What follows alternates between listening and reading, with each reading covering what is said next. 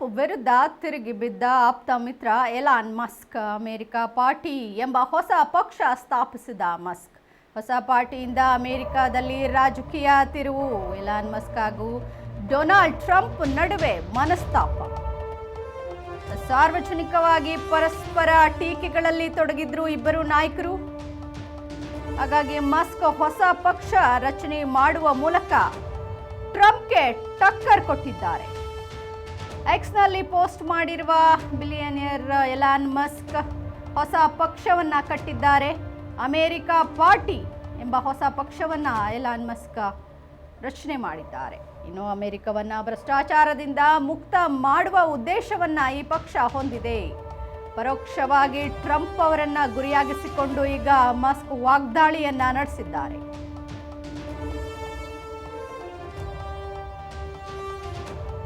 ಅಮೆರಿಕವನ್ನ ಭ್ರಷ್ಟಾಚಾರದಿಂದ ಮುಕ್ತ ಮಾಡುವ ಉದ್ದೇಶವನ್ನ America party ಹೊಂದಿದೆ ಎಂದು ಎಲಾನ್ ಮಸ್ಕ್ ವಾಗ್ದಾಳಿಯನ್ನ ನಡೆಸಿದ್ದಾರೆ. ಪರೋಕ್ಷವಾಗಿ ಟ್ರಂಪ್ಗೆ ಟಾಂಗ್ ನೀಡಿದ್ದಾರೆ.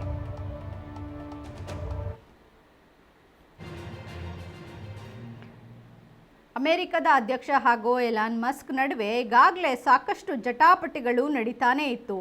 ಅಮೆರಿಕದಿಂದ ಎಲಾನ್ ಮಸ್ಕ್ ವಾಪಸ್ ಹೋಗಬೇಕಾಗುತ್ತೆ ಅಂತ ಟ್ರಂಪ್ ಕೂಡ ಆಗಾಗ ಹೇಳಿಕೆಯನ್ನು ನೀಡ್ತಾ ಇದ್ರು. ಸಾಕಷ್ಟು ಆದಾಯವನ್ನು ಪಡೆದಿದ್ದಾರೆ, ಉಪಯೋಗವನ್ನು ಪಡೆದಿದ್ದಾರೆ ಎಲಾನ್ ಮಸ್ಕ್ ಅಮೆರಿಕದಿಂದ ಅಂತ ಟ್ರಂಪ್ ಆಗಾಗ ಹೇಳ್ತಾನೆ ಇದ್ರು.